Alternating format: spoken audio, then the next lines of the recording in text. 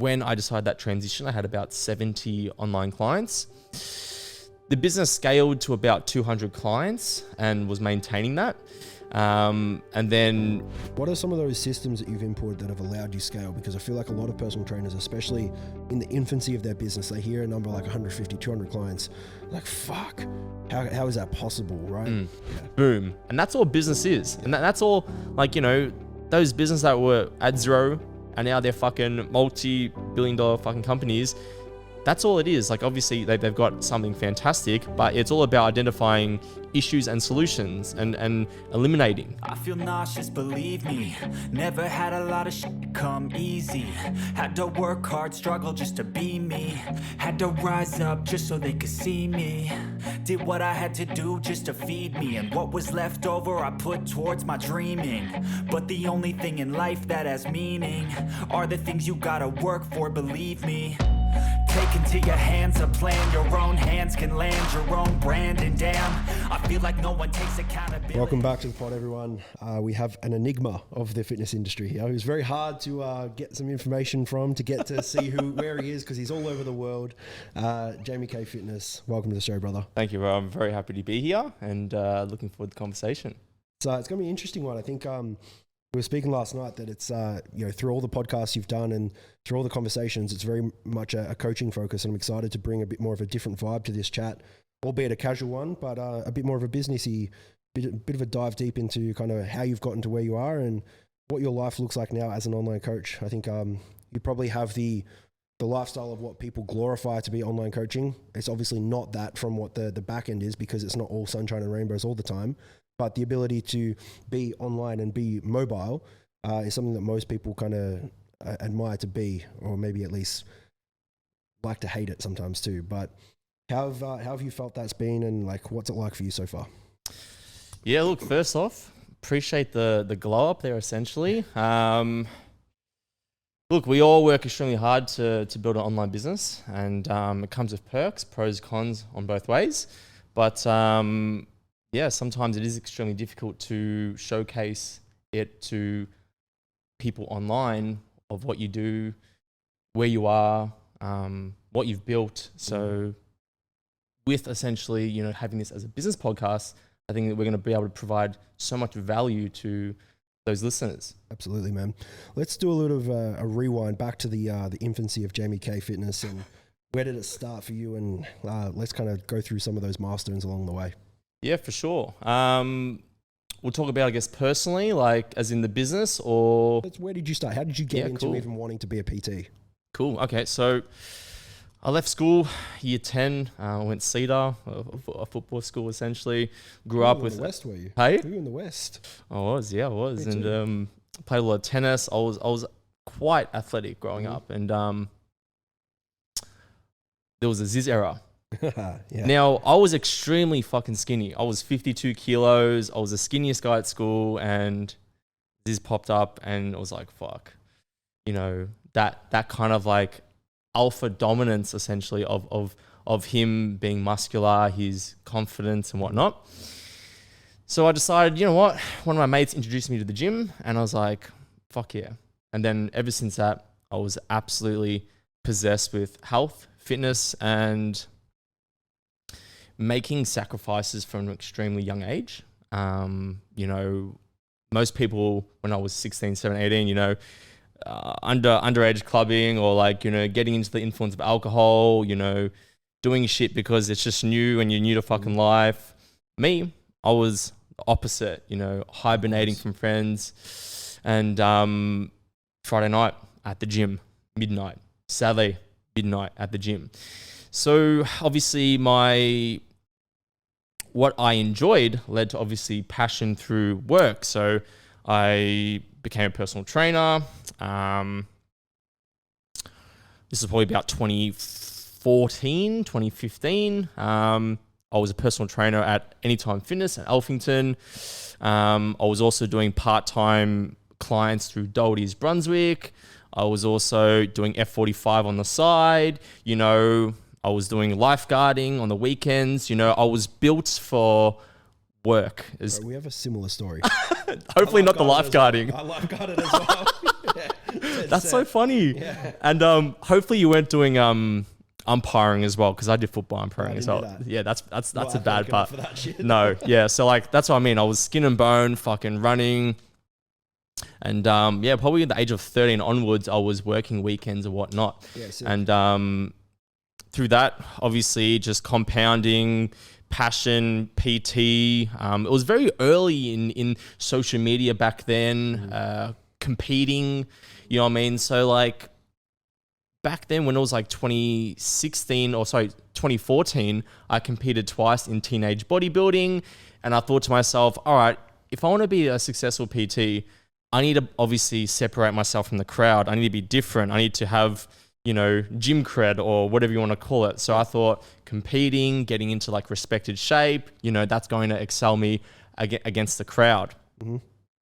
So did a few shows, this, that, and yeah, ever since then, you know, all the way up from probably 2014 to, we'll say 2018, between competing, I did 5-6 shows between then. Mm-hmm. Personal training was coming up, wasn't easy.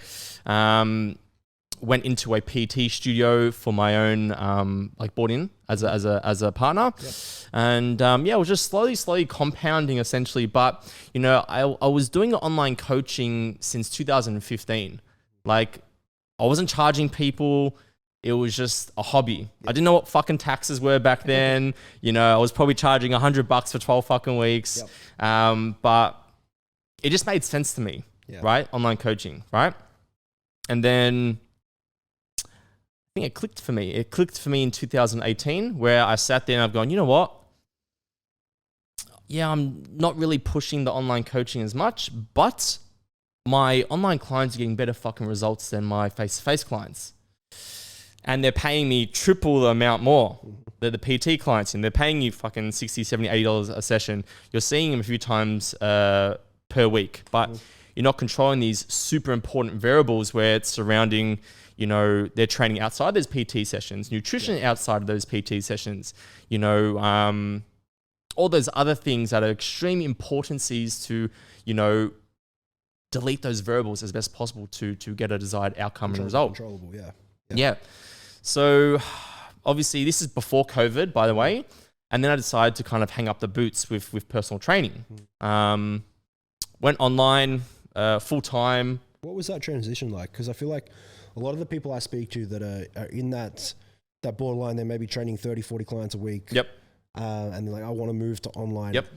I've got my own process that I've gone through to transition and do that, but I feel like everyone's story is different. How did you go with that transition? Was it just a quick fix or? No, it wasn't. And it's definitely a good thing to talk about.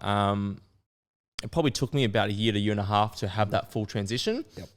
I was doing probably anywhere between 40 to 50 PT sessions a week.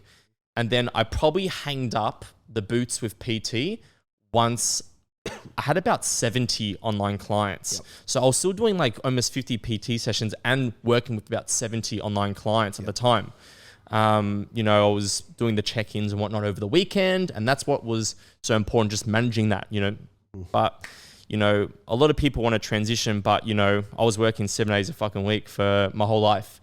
So being able to just hold the fort, you know, build the online, and once you've got that leverage, and, you know, all right, cool, this ain't just fucking, you know, sunshine and rainbows, a little bit of fairy tale vibes, you know, no, it's actually a thing, you know, the data makes sense, analytics makes sense, you know, it's ascending up, you know, it's scaling. All right, fuck it, now I'm going to delete the PT, start to slowly pull back. But with the personal training, you know, it's all about passion, right? Passion, purpose, and getting results. And even though I had 70 online clients, it was now me having that kind of interview with my face-to-face clients and going, hey guys, here's my online clients. Check their results out. We understand the importance surrounding nutrition and all these other variables, right? You're paying me almost double or 3 times the amount that they are. I want you to get skin in the game and fucking do it. Yeah. I don't care if I don't charge you, right? You've been with me for years. Yeah. And it wasn't easy though, because when you've had that face-to-face, you know, service with someone, why the fuck would they want to go online? Attach that value there, yeah? It's hard. Yeah. It's hard. And it also, you know, makes sense why a personal trainer needs online coaching is because I was a personal trainer in disguise as a fucking babysitter. Yeah. And the reason why they didn't fucking convert is because I babysitted them for the last 3-4 fucking years through PT and didn't, you know, teach them how to stand on their own 2 feet outside of those PT sessions. Like, obviously, you know, there's, you know, how high you want the ceiling to be is up to you when it comes to educating your clients. But as part of my job, I'm just a personal trainer. Yep. Maybe now in the space, maybe people are offering online coaching, nutrition, but like when we go back to maybe like 2018, like we probably didn't really, like maybe we'd probably give macros or something, but you know, it wasn't necessarily like, oh, I'm going to do all this effort and not get paid for it. Yep. So I think that's an interesting point as well, because for that transition to make sense, the price structure also needs to make sense. Yeah. That's where I feel like a lot of people fuck themselves, where like they're charging so low for their time in person. Then it's like, oh, well, now the average personal trainer online is charging $95 a week, but you're charging $60 for an hour of your time. Very hard to make that transition. Yeah. Whereas like, you know, for yourself, you had people doing multiple sessions, so they were paying a multiple of 3. Easy to kind of be like, oh, well, now you just get to pay less and you also get less of me in their eyes. You're actually getting more. Yeah. And, but yeah, look, it wasn't an overnight kind of transition, 1.5 years at least. Yeah. And that was, you know, having my face in the dirt for fucking 1.5 years.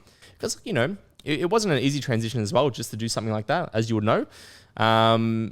When you are, I guess, somewhat comfortable in knowing what works and you're trying something new, there is a lot of uncomfortability. Yeah, absolutely. And, you know, to go 0 to 100 in that is quite scary. Yep. So we want to make sure that we're doing logical decisions always. So, you know, baby step, take our time, review analytics, make sure everything's on track. And then, all right, cool, you know, X, Y, and Z on track, time to send it. What would those X, Y, and Z's be for you? Those analytic metrics, what would you be really looking for? If you were, let's say, starting Jamie K Fitness now, and you were in-person personal trainer, like what would some of those KPIs be for you to be like, okay, I can actually move into that online space comfortably? Yeah.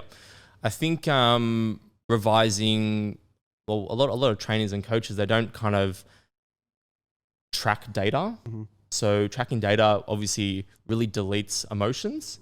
You know, a lot of people may be stressing about business, going, oh, it's not improving, it's not getting better. But if they actually kind of reviewed over the last month how many clients they lost or how many clients they gained, and they kind of revised the average, you know, they kind of be like, oh, it's not too bad. But like they might shit themselves. It's like, oh, I lost, you know, 5 clients this week, but it's like, hang on, you didn't lose clients last week. You gained more the other week. The average out is like, you only lost 1 client this week, technically, as per average. Yeah. So I think understanding data is probably extremely important. Mm-hmm. In relation, are there any data points for you that would be crucial? Like, would it be like acquisition of new client rate, or would it be churn rate of old clients, or where are your clients coming from? Like, where would you be putting your focus as a personal trainer? Yeah. Look, it probably depends like where you are, what gym as well, depending on how that's kind of going. But look, obviously, you know, the ceiling's as high as you want it, right? So if you really feel like you're stressing with lead gen, all right, cool. You know, focus on your social media, focus on ad spend, focus on, you know, doing your gym floor efforts, right? You know, and really write down, where can I get lead gen from everywhere, right? Because like someone may sit there and scratch their head and go, oh, fuck, you know, I've got no lead generation. But like they won't sit there to write down 30 things that could possibly, you know, acquire a client. Yeah. And I think probably just making sure they've probably got all their spaces covered in that sense, just to make sure, you know, if you're making a transition, you want to make sure, you know, these walls are fucking bulletproof. Yeah. So, you know, if there's any variables or anything coming down, it's all strong as best as possible. Yeah. Like reducing that fragile perspective. Exactly right. Yeah. Cool.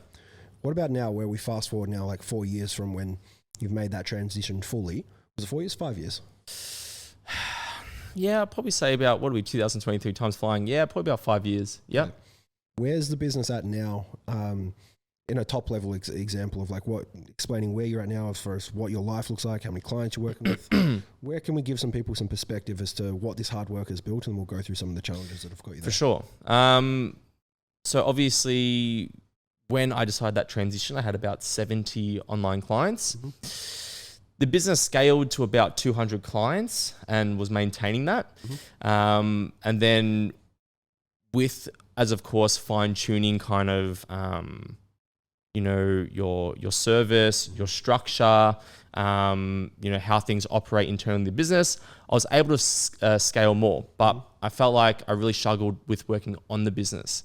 So I did reduce a little bit, and now kind of settling now at around 150. I think that's probably a nice, comfortable point. But yeah, look, with the business, you know, like, you know, scaled it from like, you know, 0 to 7 figures, you know, which is, as of course, fantastic. And a lot of people don't know, but, you know, I've hardly been in Australia this year, right? I've probably taken 30 to almost 40 planes this year. Probably, and that's being fair. Right. And that's exactly what I meant, but in the beginning of like you being an enigma, you're very, very hard to find. You're always My friends call me Mr. Worldwide, like Pitbull. But shave that head, maybe. But yeah, look, you know, there's, you know, we want to make money, we want to be free, and we want time on our hands as well. You know, like I could make more money and scale the business and do personally, you know, 200 clients, but you know, the value of my, you know, life probably kind of diminishes a little bit. Of course. So then we need to kind of revise essentially, all right, cool, you know, let's play that kind of like that happy medium. And yeah, you know, do you think you found that happy medium yet? No, I don't think you ever find that happy medium. I agree. I think you're never satisfied. But look, you know, if I was handling 150 clients probably like 3 years ago, it would have been a fucking nightmare. Right? Because like systems improve, you know, you outsource, you know, I've got an offshore team now. They do the things that I guess I don't need to technically do. Right? Obviously, I, like me personally, you know, and for the viewers out there, you know, I hold myself to the highest caliber of online coaching. You know, I offer a one-on-one premium service, you know, Lamborghini, right? So it's super important that, you know, I'm making sure I'm so meticulous with what I do internally and the service I provide. But as a business owner and, you know, not having just biceps and hopefully a fucking brain, you know, you need to go, all right, cool. You know, I don't really need to do this. You know, I don't need to do these emails. I don't need to follow up my clients for, you know, debits. You know, I don't need to edit content. I don't need to think of content ideas, you know, outsource. And that provides you more time back. Of course. Which then, hey, if I want, now I've got more time back. If I want to take more clients on, fuck it, why not? You know what I mean? So internally saving, like spending to kind of save time also can make you more money by taking more clients on now, technically. Or exploring other ventures and so on. Like you can find other higher leverage opportunities and, you know, use this business vehicle to build you into different levels. And that's realistically what comes with buying time back. I completely agree. What are some of those systems that you've imported that have allowed you scale? Because I feel like a lot of personal trainers, especially in the infancy of their business, they hear a number like 150, 200 clients, like, fuck, how is that possible, right? And even internally within our own company, we've had times where it's like we've leveled our cap per coach, you know, from 70 to 100 to 150, and it all comes back to systems. But I think the systems from each business are few and far between. They're all very different. What are some of the things that you've found that have given you the most ability to scale and that have actually created a bit of leverage for you? I think first of all, like software, like having the app is fantastic. Like a lot of coaches out there might, you know, write maybe programs on an Excel spreadsheet, but you know, now I've obviously got the white labeled app, really allows me to build a lot of programs for clients, and then, you know, with the consultations, qualifying the clients for those specific programs, you know, and making, you know, the minute tuning of the program if necessary, subject to injuries or whatnot. Of course. You're not starting from the ground up every time. Of course. It's too inefficient. Of course. I agree. And you know, you're probably going to write the same fucking program 30 times, you know, if you do it through a spreadsheet and as this well. is the thing as well, man. Once you learn how to program Yeah. and you know programming well, there's only so many ways you can do the thing. Yeah, exactly Like, right. It's like someone wants to grow their glutes. It's like, well, there's 3 or 4 ways you can make this as a really good program. Like, otherwise, you're just throwing in all this entertainment stuff for what? Entertainment. Yeah, you're right. Like, it's like, and this is where so many coaches in our industry have the ego of like, no, it have to start from the ground up. It's like, okay, well, you won't scale as fast. You won't scale as far either. Mm. And I guess like if a client was to kind of turn around and be like, oh, you know, like I've got the same program as that other chick. It's like, well, because I want you to have the best fucking program. Mm-hmm. You know what I mean? So, software, app, spreadsheets, you know, coding on spreadsheets. I think being extremely organized is extremely important for scaling. Yep. And it's not just, you know, making sure your fucking room's tidy or whatever, but it's making sure that like there's no gaps in anything you fucking do. You know, your check-ins, you know, do you even know like who's checking in today? Yep. Do you have a list? Do you know who missed check-ins from last week? Yep. You know what I mean? Do you have the analytics and metrics and the data to go, okay, I know everything about this fucking client. And there will be a lot of coaches out there that are still a little bit behind on that, or even like the old school coaches as well that like maybe older than us, we'll say like maybe 30, maybe 40, like the old fashioned ones. Yeah. You know, they're still quite old school if they're programming, but they need to kind of like scale in that regard. But obviously I've got the offshore team, so that helps immensely. I've got maybe about five staff at the moment, probably a little bit more just off the top of my head.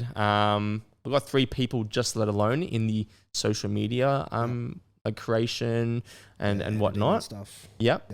But like just understanding software and knowing what's the best fit for your business. You know, like I was speaking to a coach the other day, and they're like, oh, what app do you use for like your communication? And I'm like, oh, I use like WhatsApp Business. Yep. And they're like, oh, what's WhatsApp Business? And like they just use like the normal WhatsApp. Yep. And please bear in mind, I used fucking the normal WhatsApp for many years as well. So like, not shaming anyone, but like you learn as it goes on too, right? And just having, I guess, do you use WhatsApp Business? We've only recently made that. There you go, actually. right? Do you have the labeling? Yeah. Yeah. How much does that fucking help? Bro, do you want to give everyone a bit of a top pros and cons, WhatsApp Business versus normal, just on the surface level? Because there's obviously a lot to it. Have you like done integration to like chat services and stuff as well? No, I haven't. Intercom, look into it. Really Okay, cool. I've got some of the VAs actually on the same account, so I don't have those chat services, but I've got the assistants there, right? Yeah, so with Intercom, what you can actually do is you can actually look and overview all communication strategies, and it will like label common points of topic and like as a percentage. So you can actually start to see what the problems your clients are having really like on and off. The frequently asked questions. Correct. Yep. Yeah. Frequently asked questions, the frequently brought up problems, how often competitors are mentioned, what's the like frequency of communication. You can get, for speaking of data Very tracking, interesting. very good. Yeah, and there you go. Just like learn something new every day. It's fucking grouse. Anyway, but WhatsApp Business as a whole though, what's your, it is a big game changer. Where's your pros and cons? I reckon you tell me the cons, because I don't really probably have that many yet, but we'll go into the pros. Obviously the labeling, which is fantastic. So you can categorize conversations or clients. So, you know, for example, it's extremely like if you've got 150 to 200 clients, how the fuck are you going to easily, simplistically understand who owes you money or not? And that's not just going through fucking Stripe and going down the fucking list of failed debits, you know what I mean? Because that requires my time now, right? So now like, oh, like that client's debits bounce back, labeled. They owe me money, right? So then like the staff can follow them up, you know, and we can just track that easily. You know, like canceled clients, like these are going to be really good golden nuggets for people. Like even if a client cancels, like I've got a client canceled label. So like just label them, boom, canceled client. So like, you know, we can always, you know, go, all right, cool. Like all right, we've got lead generation through like, emailing like pre-existing clients, seeing how they're going. Yep. But we can always just go through and click that button, and it tells us all the clients that we've worked with, and just create that conversation via WhatsApp. Yep. And if you've got a good offer, it can reignite that lead. Yeah. Massive, man. Like, I think we're in the age now of like, people are starting to catch on that your offer needs to be good. What your offering needs to be good, and needs to give people some reason to actually keep coming back. Yeah. And having that labeling process, man, if you can hit them with a good offer to reignite that, Yeah. fuck, man, game changer. Yeah. So, just having those labels, and you can create whatever you want, right? So like for me, no one told me how to label. I just, thought what was logical, what made sense, and those labels just built as they go on. You can have multiple users on WhatsApp business account, which is fantastic. You can have up to 4 users, I best believe. Per number, yeah. Sorry? Per number. Per number. Yeah. Not sure if you can have multiple phone numbers on the one account though. No, we tried. Yeah. Because like, I'm capped with, Yeah. So I'm trying to now think of like, other ways to create something else now, whether that's, I don't know, maybe fucking getting a new phone number, another WhatsApp business account, rinse and repeat. Yeah. But that means like, before I'm carrying fucking multiple phones like a drug and then- lord and Correct. And then with complexity, with scale comes more complexity and more Exactly. operational drag. yeah. It's like then you have to hire someone to manage the 3 phones. It's like, fuck that. Yeah. It becomes complicated. Yeah, it does. So look, like with growth and obstacles, you just always need to take it as a blessing. It's always growing pains in disguise. And you just look at things and go, all right, this is a fucking problem. That's an issue. What is that solution? Yeah. Boom. And that's all business is. And that's all like, those businesses that were at zero and now they're fucking multi-billion-dollar fucking companies. That's all it is. Like obviously they've got something fantastic, but it's all about identifying issues and solutions and eliminating, right? And the more you can just And shortening that curve as close as possible. Like, find the problem, find the solution fast. Exactly. So like, look, with my service, obviously extremely passionate with what I do. And I just kind of look at, what the client struggles with and how do I fix it? How often are you doing that? Like, how often are you doing like customer journey reviews or user interface reviews and stuff like that to see that where can your service improve upon? Yeah, look, I think what I actually like to do internally is, I like to reach out to the clients after they've probably cancelled after like a few months and give them like a bit of a feedback form. I think, when there is a bit of a cancellation, sometimes, I'm not going to say it's heated, but it can be somewhat of a degree, a bit of an awkward kind of detour of deboarding them. And that's why as well, like when a client does want to cancel, they always got to give me a 1 week in ahead notice because we want to make that deboarding kind of process as, enjoyable. Leave them better than you found them kind of thing. Exactly right. And, word of mouth is obviously extremely important and, you can, that client can have the best kind of like journey with you. And then like, not like they're ending on a bad reason, but like, for whatever reason. You and could then leave a bad taste if you don't handle that. Exactly offboarding right. well. Yeah. You might not like respond to them as much as you used to during that deboarding process. And then they're going, oh, you didn't fucking care about me or whatever. Right. Yep. So, but yeah, sorry. I just put out a form, a few months after, Yep. and I think that time frame allows them to have a bit of a debrief. There's no emotions to the kind of feedback form. You give someone a feedback form the fucking minute they cancel. You know what I mean? Like, You're either not gonna like it's going to be bad, but like we want to make sure Or you get false data. They're just like, everything's good. I'm happy. I'm just leaving because I want to do my own thing. exactly right. Not helpful. Yeah. Yeah. And we do want constructive criticism as well, but we want it to be somewhat like legitimate as well. You know what I mean? There's essentially a purpose. Yeah. Have you found a sweet spot of like where you tend to get the most amount of responses from that, or even honest responses, like in time, after how long they've left? Like, where's the sweet spot to send that? We do 3 months, to be honest. Probably could do it a little bit earlier. Yep.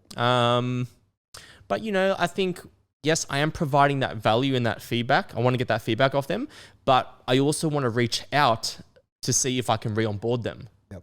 So if I reach out too soon, you know, like a client might cancel because they just want some time off, which is completely fine. You know what I mean? Sometimes I might just finish with a client, and like I've done them finish. Like I've finessed you. Yep. Go have a breather, and you know, if I reach out in 8 weeks' time, maybe it's too soon. I'm enjoying my time, or by that 3rd month, maybe they're getting that itch. It's 3 months now, or the opposite is, you know, the grass wasn't as greener on the other side. Yep. And they're like, Jamie, I cancelled because I thought I had it all under fucking control. Mm-hmm. You know, thanks for reaching out 3 months later because it's 3 months of fucking damage I've built up. Now I need you back. Yep. So, you know, as of course reaching out with making sure that, you know, I've got the client's best interest in hand, which is number one. And that is just making sure they're okay, where they are post-coaching, and if they can provide value on a feedback form. Yep. Do you find that, have you had much like growth or success from that, just like uptake of old clients? Do you find that's a valuable use of your time to try and get old clients to come back?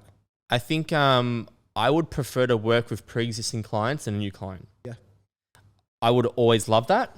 At the end of the day, like you don't need new clients if you can look after your current ones properly. Of course. Right? Yep. Obviously, you know, life happens, shit happens, sometimes things kind of go.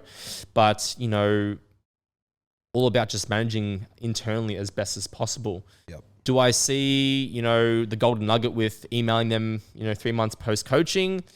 I think it's one of those micros that add the macro. Of course. You know, like I referred to that lead generation having 20, 30 things. Yep. You know, 5 of them may not give me shit this week. Another few may give me one or a few. And, you know, those macros over those, you know, 20, 30 kind of lead sources, it compounds. So like, you know, I'm not going to, some of them may not even respond because like they don't fucking check their email. So it's not like a negative thing where it's like, oh, like they hate me. It's like general people who maybe are tradies probably don't fucking check their emails always. Yep.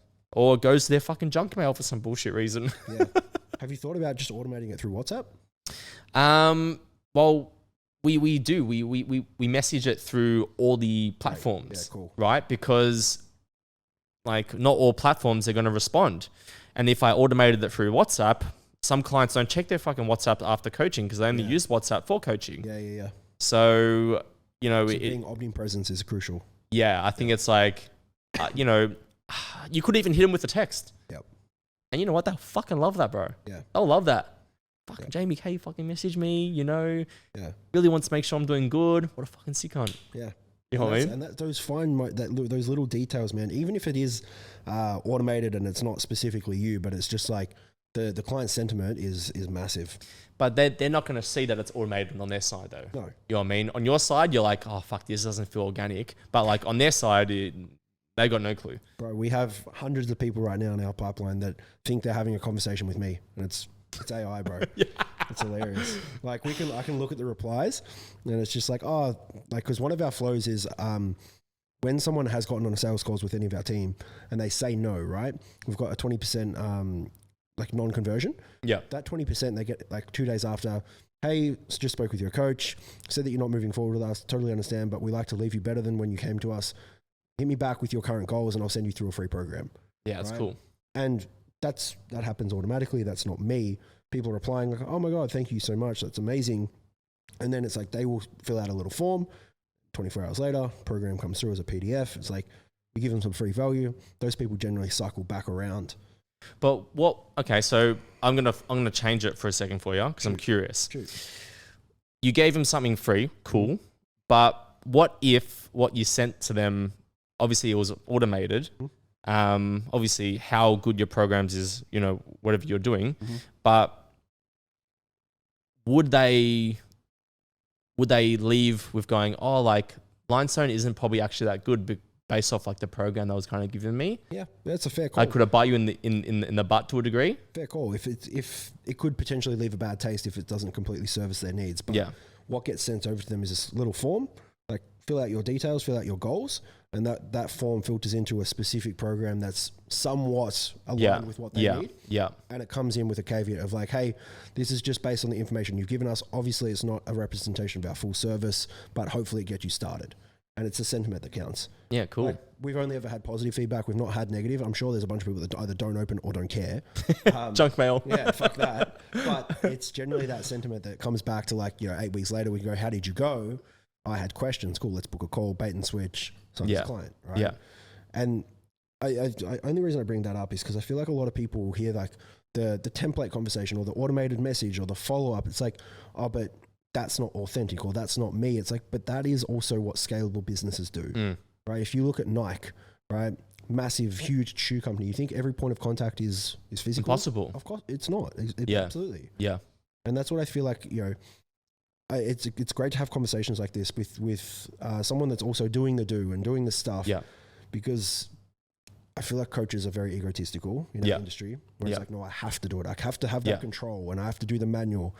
And but a lot of online coaches are extremely good athletes or good gym junkies or whatever, but they're not extremely good business operators. Absolutely. And that's exactly the question I was going to ask. Where was that switch for you? Because I can imagine from speaking to you last night, speaking to you today, that at some point there was this moment that clicked where it's like, fuck, I can't just do all of this on my own. Yeah. Right. Like I need to start thinking about this. Like how can I start to buy back some time to either have a life or have other ventures and so on. What was that thing that made you click? Look, I think like just having the conversation with people within my circle, I think like people like my other friends like running their own businesses, they might kind of come over to my house or they might be seeing me extremely busy and they might just provide me free value or like a free tip. I'm going, hey, like, why didn't you like get someone in your team like offshore to do that? You don't need to do that. And then I'm like, oh yeah, okay, cool. And I think when I started putting like VAs into my business, I'm not going to say like it wasn't a thing, but like I still even feel like the conversation now, it's still quite early, right? To be fair.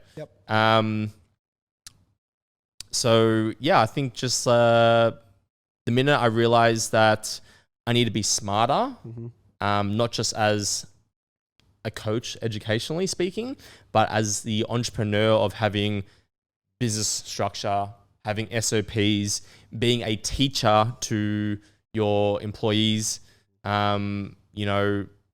that stuff. I can imagine that would be like even just that creating that SOP structure for offshore people that are doing client communications to any degree. Yeah.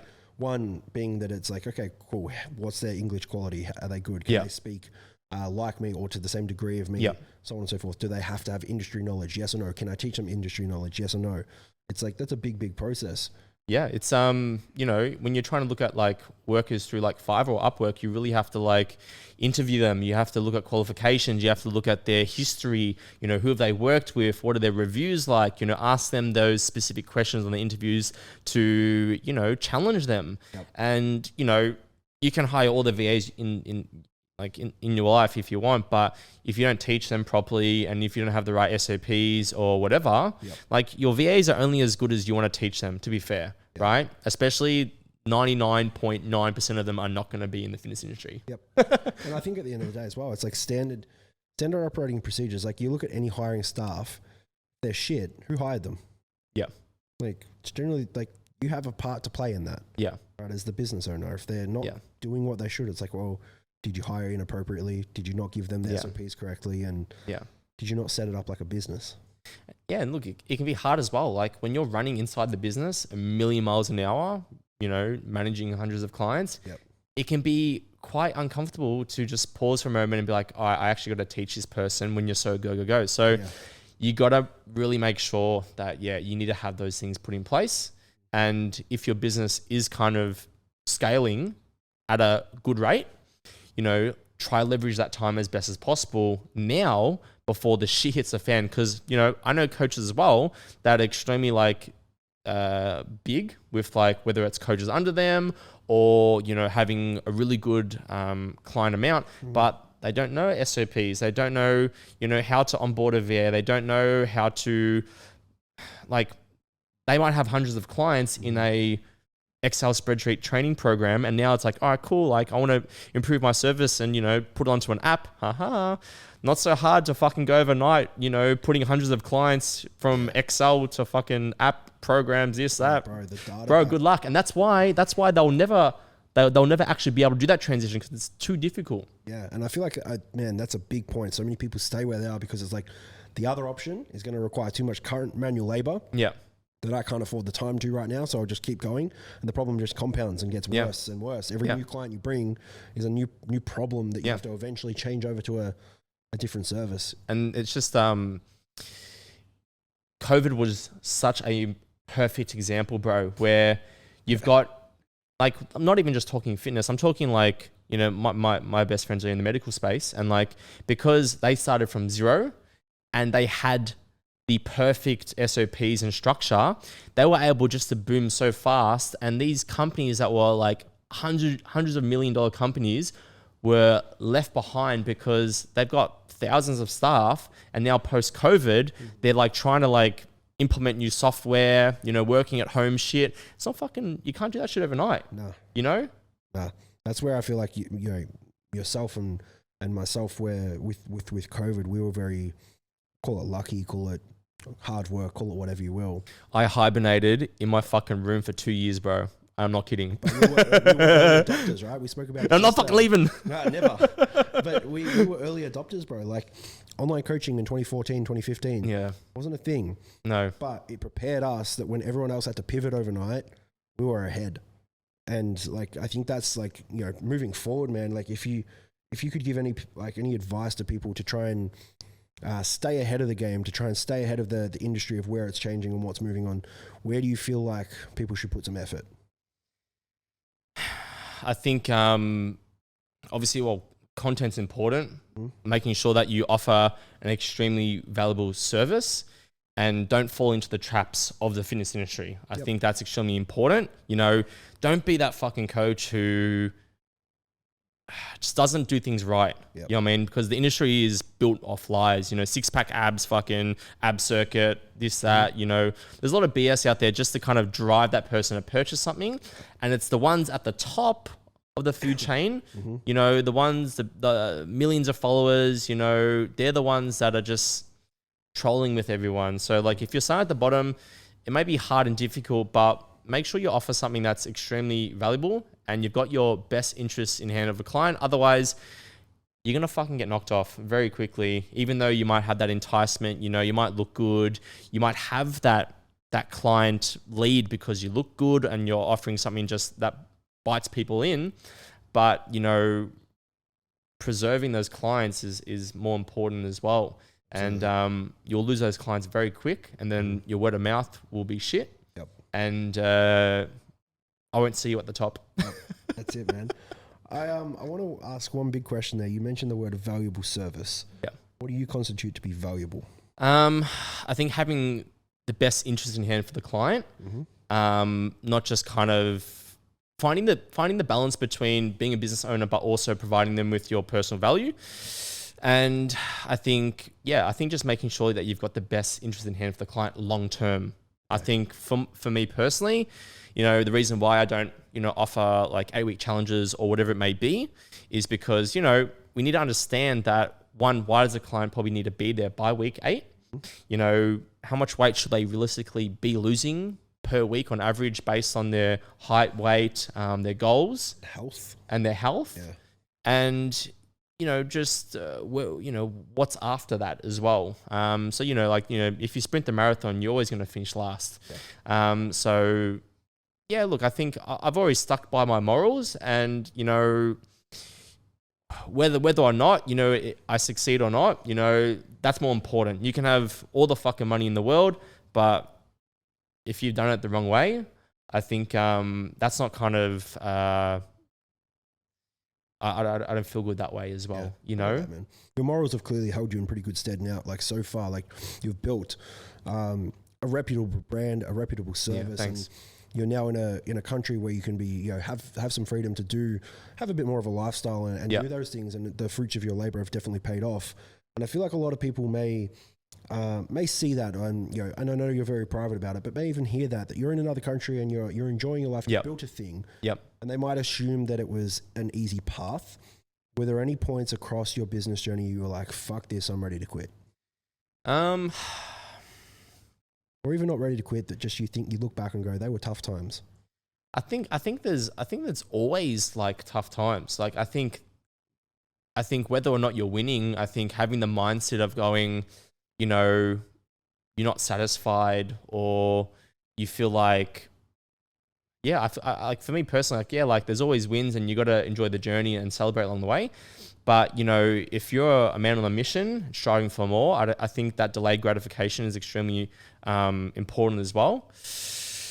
Has it been times? No, not yet. I think self-doubt is probably a part of the journey. I think feeling like things could go backwards very quickly is also a part of the journey. Yep. I think that's why I guess I refer back to having the data there to solidify how things are truly going. Absolutely. Because you might have a shit fucking week, you know? You might have a shit week and it's like, well, hang on, I had really good mad weeks the last 2 weeks. You know, you gotta, you know, nod your head on the wins and you gotta fucking nod on the L's and just move on. Yeah. So yeah, I think there's always gonna be those little minor things, bro. On the road to the top, you know, it's like, you know, those Bitcoin charts or whatever it may be, you know, it's fucking up, down, but microly it's progressing. Yeah. You know, unless it's not, and I'm just copping it. Man, it's been a pleasure, bro. I think there's a lot to learn from your business, a lot of success there, and a lot of I guess some strategies people can take from that too, man. So thank you for coming on. Where can people find you, and what have you got going on in your world at the moment? Thanks for the plug. Jamie K Fitness on Instagram, and that's probably where I post predominantly most. And yeah, see you on Instagram. And thank you so much for the boys having me on Lionstone Physique. Reese is an absolute legend, and you know, we haven't actually genuinely had a conversation other than probably last night. Yeah. And yeah, like, very genuine, and it seems that our morals are quite aligned when it comes to having the client's interest in hand. And yeah, hopefully to see you more in Dubai, bro, and continue to enjoy that journey. Absolutely, bro. Thank you for coming on. Thank you all for listening. Do your things, like, comment, subscribe, do the stuff, and we'll see you soon. It's only worth it if you work for it. I won't stop till they hear me now. I won't stop till I wear the crown.